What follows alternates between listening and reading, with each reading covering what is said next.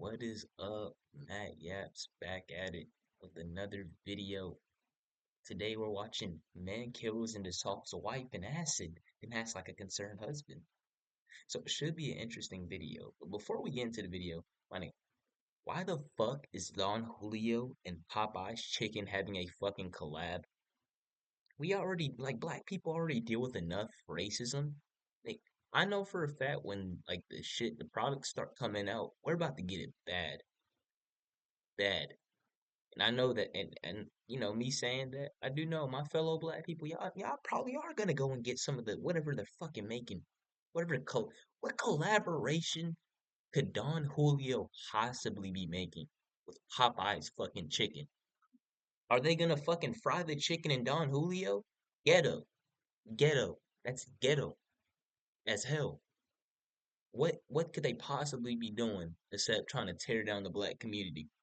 I think my fellow black people, we need to look at this as a Ronald Reagan crack cocaine threat because, hey, no one's like we talking about it, but no one really gives a fuck that much. We just know that that's just black as hell. But watch, they gonna have some new shit in the Don Julio and Popeye's chicken products. Watch. When you start seeing black people start acting crazy in the fucking streets after going to Popeyes and getting that fucking order, watch, bro. I said it here first. But yeah, let's get into the video, man. I don't want to talk too much. But yeah, man kills into Saul's wife in acid. So let's get into the vid. On Wednesday, April 27th, 2016, John Todd called the Martin County Sheriff's Office to report that his sister, Trisha Todd, was missing. She hadn't picked up her daughter, Faith, from the babysitter that day, which was highly unusual for her. When deputies arrived at the residence where Trisha was living, the scene inside her house appeared normal. Nothing was ransacked and nothing seemed suspicious. However, her vehicle was parked across from her residence, not in its usual spot. Inside the vehicle, the police found her purse and keys left on the passenger seat, but her cell phone and wallet were nowhere to be found. The deputies initiated a BOLO, be on the lookout for a missing person. Trisha occasionally left her house in the middle of the night to walk on the beach. To get to that area from her home, she had to pass through some of the rougher parts of town. The detectives suspected that she might have gone off for a late-night swim and possibly drowned, but they weren't sure. All they had at that moment was speculation. That night, the deputies contacted Trisha's brother and asked him who she was with last. Mr. Todd indicated that her ex-husband, Mr. Williams, was in town and was likely the last person with her. When the police reached out to Stephen over the phone, he explained that he had come to town for the week to visit his daughter, which was a common occurrence. Stephen Williams, who had previously served in the Air Force and had no criminal history, cooperated fully with the investigators and came across as a gentle, laid-back individual. Trisha had custody of her daughter, Faith, and Stephen was able to see Faith whenever he wanted. He visited Trisha and Faith that week in April. He drove down from the base in North Carolina and got an Airbnb in Florida. That day, the 26th of April, Trisha left Faith with him for the evening. The next day, Trisha was due to collect Faith from the babysitter and go to work, but she didn't show up. As Stephen was reportedly the last person to see Trisha alive, he was invited to the interrogation room at Martin County Sheriff's Office for a formal interview. Stephen told detectives that he went and picked his daughter up from the babysitter. There was a point that night, close to midnight, where his daughter, Faith, started to get fussy, so he sent Trisha a text message. So I texted her, like, hey, baby, super fussy, I know it's late, but if you're up kind of thing, like, would you mind calling her or whatever? And then she would text back, like, on my way. Awesome. So, a few minutes go by, she comes over, she sits with Faith. Faith is happy now, 12:30, 1 o'clock by now. Probably at the minute. Yeah. She leaves, Faith is asleep, and then, well, she doesn't leave, actually, her car's out of gas. Which, that really frustrates me. That's her thing, her car never has gas in it. She mentioned there's a gas station up the street, and I was like, you know what, gas stations, gas cans, you got any money, I'll just drive my car, I'll go get you a gas can and some gas, no big deal. So she gives me a 20, I leave, the gas station's maybe a half mile down. Get the gas can, pay for it, get 2 gallons of gas, leave, put the gas in her car, and then I told her good night, basically. I'll contact you tomorrow or up. Okay, but I what take her happened to to the baby, Walmart. my nigga? And I messaged her that day after getting no reply. Straight to voicemail. I'm like, that's annoying. I don't want to stay here all day. Like, I don't like driving at night. So I was like, you know what? I'll just take her to Denise. That's where I picked her up from anyway, and that's who normally watches her. Stephen's assertion is that he left his child with the babysitter and headed back home. Detectives found this scenario puzzling, as it raised concerns regarding why a father would leave town without knowing the mother's whereabouts. What do you think happened to her? I don't know. It would be like 1 in the morning or 3 in the morning, and she'd be like, I wanted to go for a walk. She'd say, like, I want to talk with God. But like, at 2 in the morning, you're just going to be walking the neighborhood by yourself. Like, you don't even have, like, some pepper spray. You don't have your phone. Like, I'm that kind of person that's oblivious to that stuff. She's always had that, like, God will protect me thing going on. Like, nothing will happen to me. I'm a child of God. I'm thinking, like, that's good to have that kind of faith. But it gets to a point where, like, hold on, I'm sorry. Nigga, I'm not sorry. This is my channel, Matt Yaps. I get to Yap. But I hate a person that's like, oh, don't worry. I could walk about back to my apartment. I'm a child of God. Nothing will happen to me. Okay, but if something does fucking happen to you, is that in God's name? So, like, what's the excuses for this? Because I bet there's been so many situations. Somehow I was like, I'm protected in Jesus' name. And keep in mind, I am a Christian. So, like, you know, but there's probably been so many scenarios where somebody's like, I'm gonna be protected in Jesus' name, and a nigga comes, wrecks they shit, leaves they shit behind a dumpster or some shit. Nigga, what does that matter now, nigga? You're just, I mean, you're in heaven now, but you're chopped up. Like, I just don't understand that shit. Obviously, this nigga's probably lying, but yeah. Let's be reasonable here. Like, good people still die every day. There are times in life where things happen that we wish we could take back. And if this scenario that's involving you is a scenario where you either accidentally, intentionally, I don't know, did The something, nigga's crack. now's the time to tell us. I still care about her. I just don't want to be with her. That's right.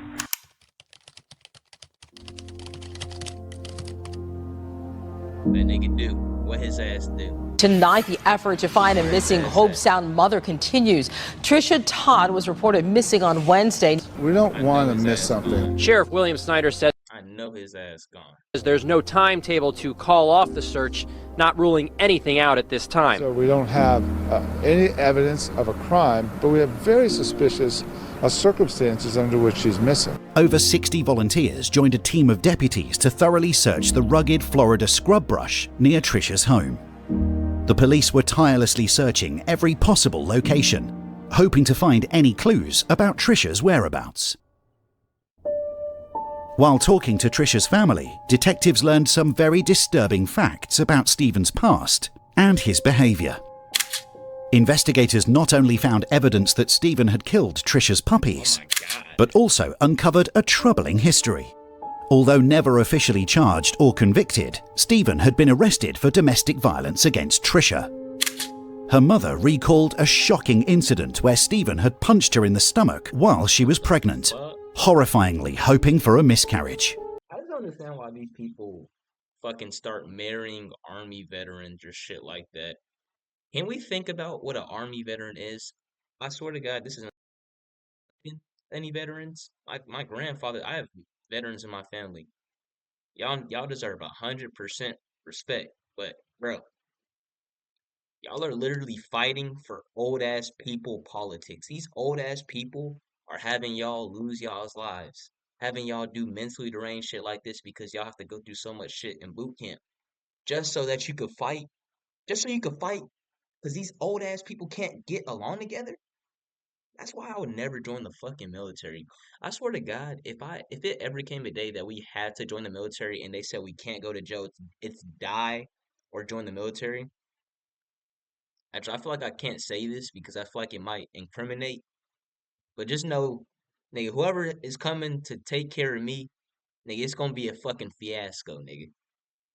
I'm not saying I'll kill anybody, but I'm gonna bring some fucking issues. And if you're in the radius of those issues, nigga, that's on you.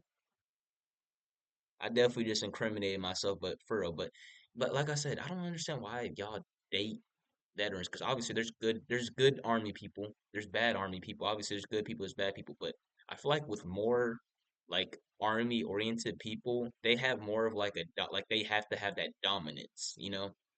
Like nobody can get over them. They have to have that, what some people call alpha male. I think the whole alpha male shit is fucking corny. I feel like being a true alpha male is being yourself while still having respect for yourself while still respecting others. When I say that, I mean, when I say having respect for yourself, as long as you're not doing nobody wrong, you don't let nobody treat you any type of way in a good situation, in a situation where a nigga doesn't have an AR to your head. But at the same time, you still give that same respect to people without even meeting them. I always give respect to people initially. I think I'm an alpha male. Yeah, too long. Let's get back to the video. While thoroughly going through the timeline of events, detectives found a hole in Stephen's story. One of the neighbours reported that they saw Stephen leaving in Trisha's car, a detail Stephen failed to mention in his interview. The investigators were certain of one thing. Trisha's car, initially found at her home in the morning, was clearly out of place. The task at hand was to uncover evidence leading the investigators to collect footage from surveillance cameras at nearby businesses. Upon closer examination, the footage revealed something startling. Trisha's car had left her residence, raising red flags. What made this particularly perplexing was Stephen's earlier statement claiming she hadn't left until around 2 a.m. Yet the video footage showed her car cruising down US 1 at 1 a.m. All eyes turned to Stephen as a potential driver. If he had indeed taken her car, he would have had to trek back home on foot. After reviewing footage from 3 different cameras, they identified a figure that matched Stephen's description. In the dimly lit background, they could just barely make out a person with a distinctive gait. This individual seemed to be walking from the vicinity of Trisha's residence to the north of US 1 in the early morning hours. This revelation marked a significant breakthrough in the investigation. The detective If I'm this nigga, boy, I'm out the fucking country, bro. There shouldn't even be a day 3, bro. If I do some shit like that and I know I did that shit, bro, he's a veteran. You can't do that. CIA, FBI, nigga, any of those people that are in charge of shit like this, bro, you're not getting away from them, bro. This is not the 90s. This is not the 80s. This is not the early 2000s. Nigga, you're not getting away.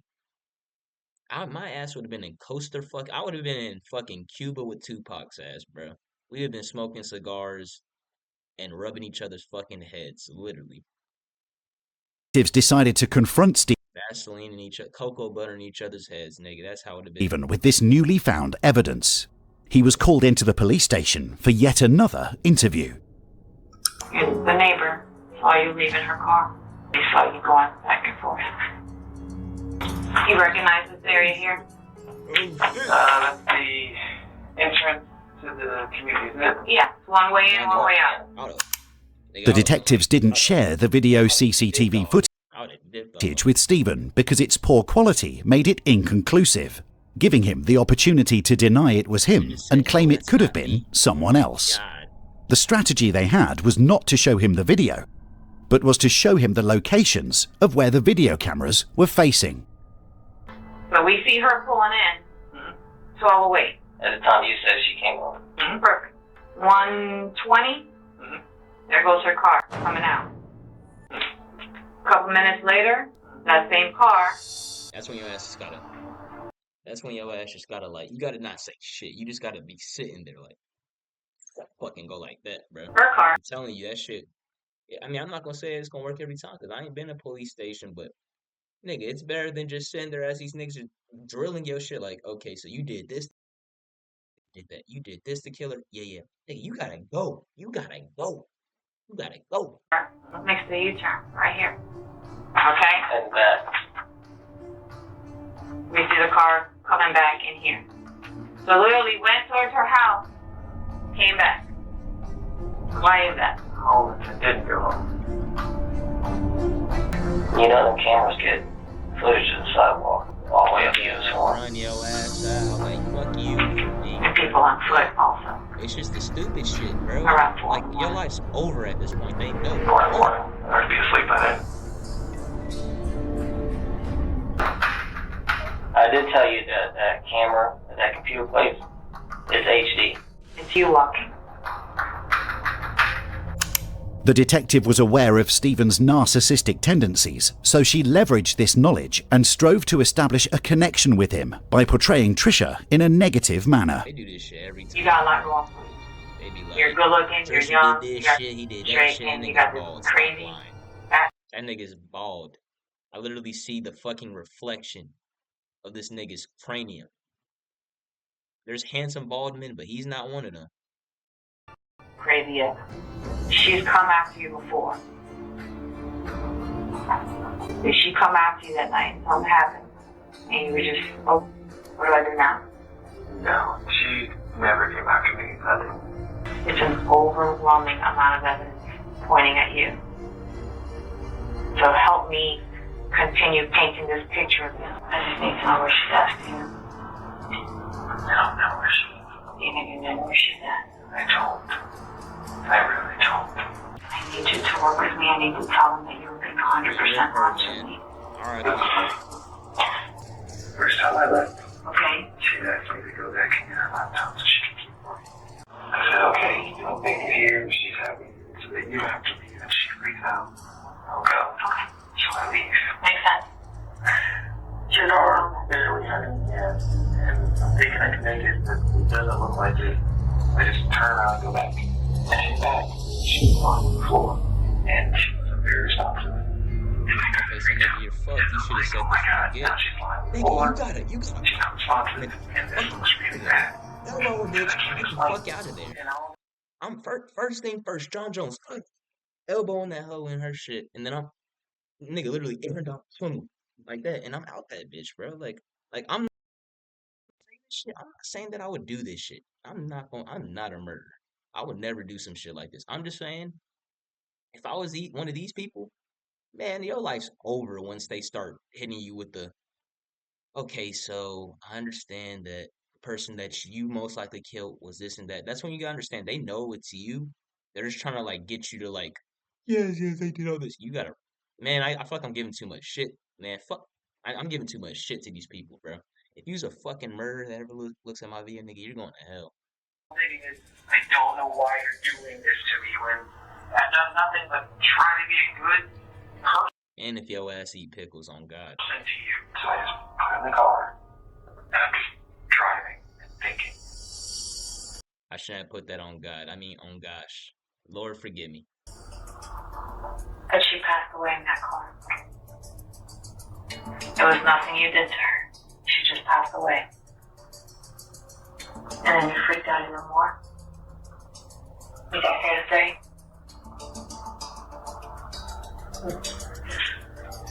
Did you just lay her down somewhere? Out in the open? Yes, I just let her lay there, so peaceful. You're just lying there, you're breathing shallow, I can't cold. Breathing? I don't know where the hell I am. We had already You think determined they that friends, she had bro. passed while she was in the car. You can't go backwards. Tell me she was shallow. Shallow, really shallow. In a sudden turn of events, Stephen admitted that Trisha had passed away in his car. Subsequently, he chose to dispose of her body on the side of the road. However, he then recalled his admission, realizing what he had implicated himself in, and retracted his statement by claiming that Trisha was, in fact, still alive, as she was exhibiting signs of breathing. I was hoping she would just snap out of it. Just come back. After I dropped her car off, I just changed. Didn't want anything to do with it. Where did you change your clothes? It was right there. Threw the whole bag away. I didn't ask for this. I just wanted to come spend some time with my daughter. I don't know what's going on. I just don't know anything. They are not this nigga's friend. She was in here and she was playing this way. Was this carpet here? And all I thought was, this is some kind of like trick. This is some kind of like ploy to get back at me or to or to mess things up for me. How long was she on the floor before you decided to check her or do something with her? I have no idea. Okay. I just... What did you do with her? I just put her in the door. Just freaked out. I didn't know what I should do at that point. The investigators were convinced that Stephen was performing an elaborate act, pretending to be upset and crying, though no tears were shed. Despite this, the detectives had to maintain the charade for a while, allowing him to believe he was in control. Then they advised him that the best course of action was to lead them to the place where he had left her peacefully. He agreed to do so. We're going to go south on US 1. None of this looks familiar. None of this looks like anything. So have we gone too far? I have no idea. Do you love your daughter? Of course I do. Of course I do. Okay. You need to give her mother back to her. I can't. Okay, I told you she's gonna need some type of stability. I have no. And you're all she's got. I don't even know You where are the this only leads. living parent that she has left. You need to show her that she's gonna grow up saying, "My dad was something to my mom, and he left her out." Is that what you want your daughter to grow up thinking, knowing? Then take me to her. You have to. Stephen, you know. Place, I don't know. I don't. The only reason you're not taking me there is because something else happened to her that night. After driving around aimlessly, the detectives had made no progress in finding Tricia. Stephen believed that he had evaded arrest once again and was free to go home. However, he was no longer in control because what he had forgotten is that the whole time he was explaining this, he had told the detectives that he left his daughter, Faith, at the house by herself. As a result, he was placed under arrest for child endangerment, which gave the detectives more time to continue interrogating him. I feel like obviously he what's gonna happen to him he deserves, but I feel that's kind of fucked up because if he told them that he did that, they should have been like, "Hey, bro, like, you're back alone. Like, what do you want to do to like take care of her?" They low key, I mean, they probably did that shit on purpose because they knew he did this shit. So they just wanted to get him on something, but that is a fucked up move. You at no point try to do CPR, call 911. You don't do any of that. You go and put her in her car. Yes, I could take her home. Is what I thought. I can just take her home and she can But you out of didn't. my hair. But you didn't. You Because- wanted her out of your hair, and you got it. Because I didn't. You got it, and I'm gonna prove it. There really is no emotion in there. There really is nothing in there for her, huh? What are you talking about? I'm You just. I'm wanted going her off of what gone. you're saying. I wanted her to not be dead in my home. I wanted whatever this was to not be affecting me the way it was. It's Tom Backall. Oh, we haven't met yet. What's your name? First thing I need you to get me over is you could tell them this initial version of events and leave out this whole, as you said multiple times, stupid laptop thing. Because it was stupid and it didn't make sense. Something doesn't make sense, it's generally not true. That doesn't look good. If I got up and I sat over there and you sat here, what would you think of me telling you that? Right? Yeah. You come back and Trisha's laying on the floor with an injury. You know, 911, boom, cops are there, ambulance, she gets treatment. And you did not do that, right? Do you have a conscience? Yes. Do you? Yes. And as she's laying in the back of the car, your conscience never kicked in and said, maybe she's still alive. Maybe I should take this opportunity to save a human life. Not just a human, but the mother of my child. So you're insinuating because I didn't think that I don't have a conscience? No, I'm not insinuating. I'm saying it. You made it seem like I had. Right here, nigga, give me a lawyer. Lawyer me right now. Lawyer. Y'all nigga, bro. I'm telling you, bro, like, I'm never gonna be in no crazy ass person, but like I said, if factors into that, I'm not even answering shit, bro. I'm immediately lawyer. I want a lawyer. Like, literally, it's that easy. This whole grand. I don't have any plan. No, I didn't know talk anything. themselves out, This like, is bro, the they most deal poorly with it. executed murder Like, what are you talking in about? history. I didn't murder her. Okay. Two separate detectives had attempted to extract a confession from Stephen, but both approaches had proven ineffective. The aggressive and hostile interrogation tactics had only caused Stephen to become more withdrawn. It was evident that a change in strategy was necessary. That's when Detective Dan Duliak entered the room. Dan had recently joined the department, and this marked his first significant involvement in a homicide case. What I want to do is try to set the stage so that you can actually tell the narrative about what actually happened, which is not that you planned all this. You know, it's maybe you guys got in an argument. Maybe it was over the computer, maybe it was over the gas. Because sitting here and telling you that she attacked me, that's just another different story that you're just going to be like, well, that's 5 different stories he's telling now. And that doesn't help either. So what do you want me to tell you? What do you want me to tell you, Dave? I want you to tell me the truth. The truth is never anywhere near as bad as what people will believe if you let them come up with their own story. I don't believe I hated her. I never hated her. I didn't. So tell me that story. I think you're a good guy. You're a family man. You're trying to do the best that you can. Okay? I know you were there. I want to give you the opportunity to tell me what happened. People's imaginations will run wild, and they will come up with the most horrific things. I don't even know where. It just happened. Talk to me about from midnight. I would never text her otherwise. I was Right. already late and she had already left. I would have never texted her. And you're a good dad. That's it. That's all I was trying to do was just be a good dad. Just, okay, you want your mom? Fine. Like, I'm not going to deny you that, you know? Talking about Like, how are you in the nonsense, military? You child don't. support. How are you in the military? You don't think like, all right, I want a lawyer. Like, nigga, they stumped you like 8 times at this point, bro.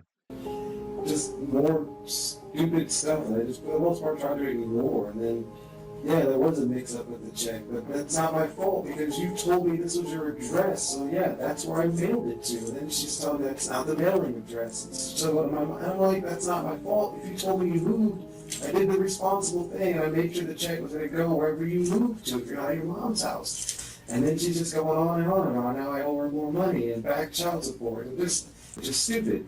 I was like, just let me have your account information. Just here's the account number, and I'll direct deposit it, and this will never happen. And no, that's not going to work. You can't do that. You owe me all this money, and I don't want this. I don't know what's going on. I don't know why you're so mad. I don't know if you took a freaking crazy pill all the way over here. He's just talking, bro. It just escalated, and then I just moved her away, and then she slipped. And that's when she freaking fell, and I'm like, oh shit. I asked her if she was okay.